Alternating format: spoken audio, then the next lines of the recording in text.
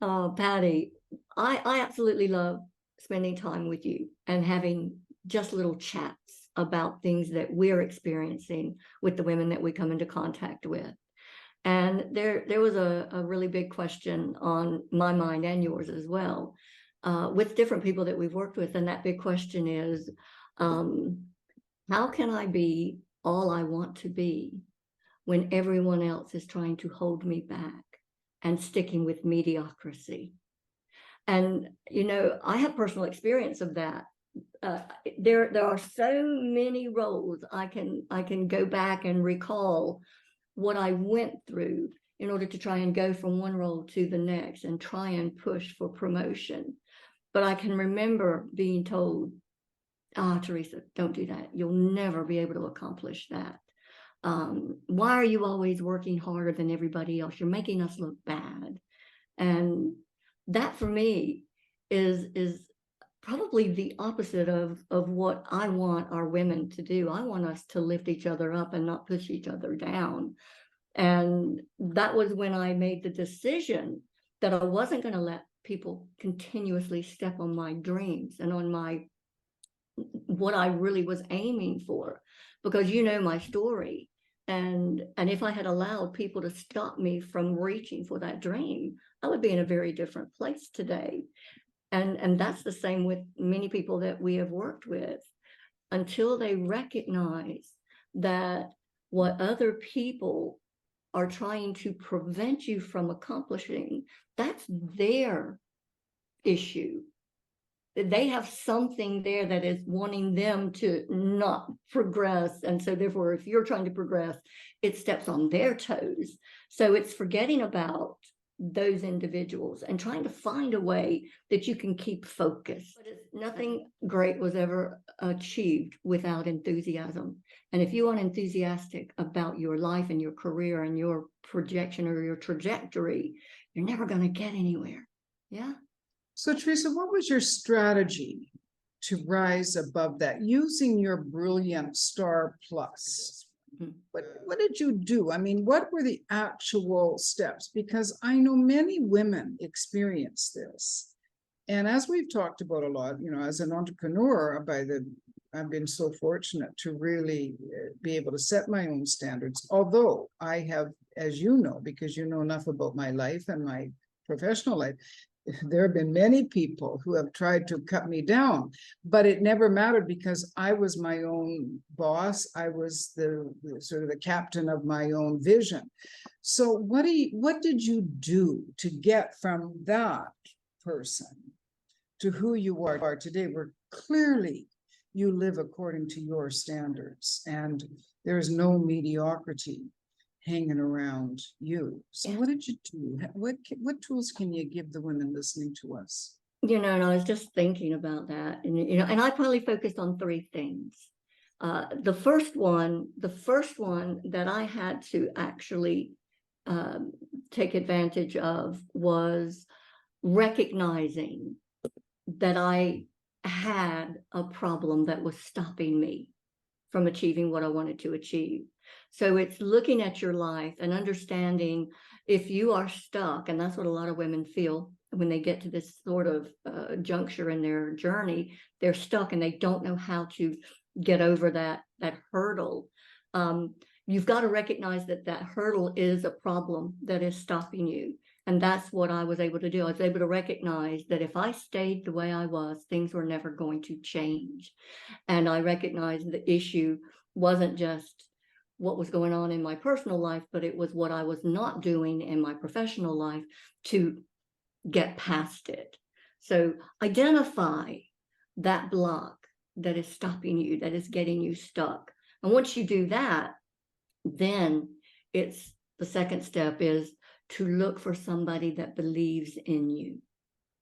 And I don't say that with a light or like a throwaway, because if you aren't believing in yourself, and that's what happens when we're in this stuck position, we are lacking self-belief. So if you find a mentor or somebody that truly believes in what you are bringing to the table, the potential that you have, then you can actually start to gain that self-belief back. You can go, yeah, they help you identify what you've been really good at, the accomplishments that you've achieved, and how hard you worked at getting to that next level. You know, the guy that I worked with was my boss in the last corporate job that I worked in. He helped me overcome a lot of obstacles, a lot of hurdles that were stopping me. And one of those hurdles was the perception senior leaders had of me. They saw me as this little secretary. And they always called me, well, she's just a secretary. And I hate those words, right? Yeah. Nobody is ever just anything. So I agree, 100%. Stop using it, ladies. If you say, I'm just a mom, I stop using it. and that was probably one of the best things that we were able to do. We got that senior executives to see me in a different light. And him believing in me, I started to believe in me and my potential. And I took on more and more and more responsibilities, which built not only my self-belief up, but it's the next thing. It's the confidence that we have in taking that next step that is maybe beyond what we think we are ever capable of.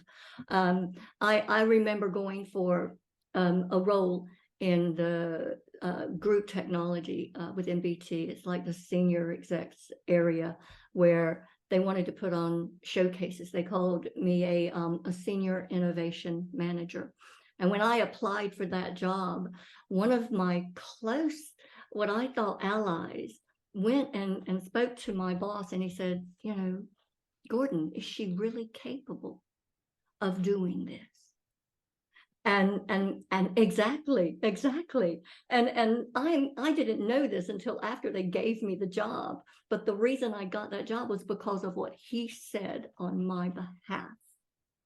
Allies are important. Even if you think you have one, you got to have more than one. You need to have really a lot of key people that can help make some things happen. So that in itself not only boosted my self-esteem, but it also boosted my confidence to go, I'm going to go for that next role that's even higher than this. You know, looking at identifying where you are stuck, what's stopping you, having a mentor that believes in you so that you can then build your self-esteem, and then working on the confidence, because every time your self-esteem grows, your confidence will grow, and it will allow you to take even bigger steps than you ever thought you could take. And that's what I'm still doing. I'm still reaching for the stars, and I'm still looking for people to help me get there. Yeah. You know, there's two things that come to mind. And while you were speaking, I pulled up something here that I just really love. It's Marianne Williamson's quotation on our deepest fear. And I would love to take a moment, if you don't mind, to read it, because it comes from her book called A Woman's Worth, which I'm going to just talk about briefly. But she says, our deepest fear is not that we are inadequate. Our deepest fear is that we are powerful beyond measure. It is our light, not our darkness, that frightens us. We ask ourselves, who am I to be brilliant, gorgeous, talented, fabulous? Actually, who are you not to be? You are a child of God. Your playing small does not serve the world. Women, our playing small is not serving the world. There is nothing enlightened about shrinking so that other people won't feel insecure around you. We are all meant to shine as children do. We were born to make manifest the glory of God that is within us. It's not just in some of us, it's in everyone. And as we let our own light shine, we unconsciously give other people permission to do the same as we are. Liberated from our own fear, our presence automatically liberates others. When I first read that quotation, it had a significant effect on my life. And so I really encourage women, especially women that we're talking about now. I am a woman of worth. It's deeper than saying I am worthy. It's by the late great Maya Angelou, and she said, I dare you to dare. And for all of the women who are caught in small, because I've been caught in small. And I did some writing exercises where I put small on my shoulder and I said, okay, small, what are you trying to tell me? And I would listen to small and I would write it down, and I would write and then small would answer. It really helped me realize that Marianne Williamson is right. Our being small doesn't serve. So I just want to say on this topic, I dare the women to dare to step into their power, to find coaches, to find mentors, to find the belief in yourself. I love what you did. And I remember too, when you dared to step up the second time and run for international director of Toastmasters International. And I watched you take that dare from the first time when you did not succeed to where you did succeed. And you became a giant in your self-esteem and in the way you presented yourself. And I have goosebumps as I remember it. And I can be on the verge of tears watching you in Las Vegas in that big, huge stage. And you, from the back of the room, you looked small. But my, oh my, you were mighty.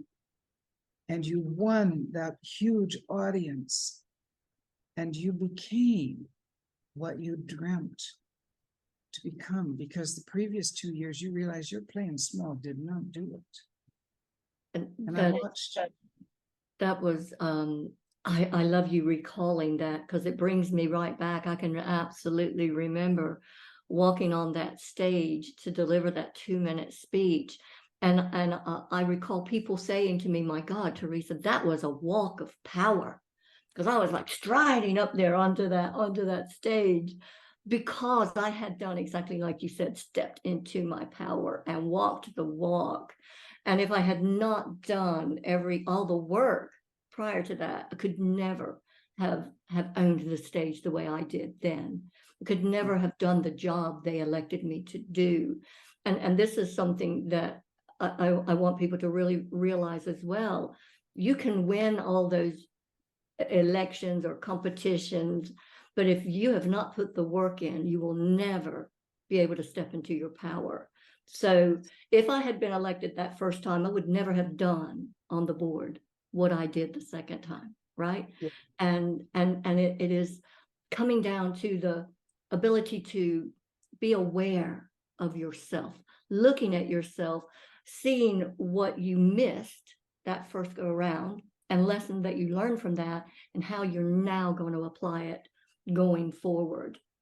It's never looking at the negatives, always focusing on the positives is what I always say. You know, I have to be optimistic in order to travel the journey that I want to travel.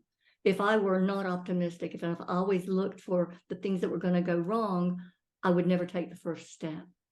So I always encourage people to be a little more optimistic than they have been in the past.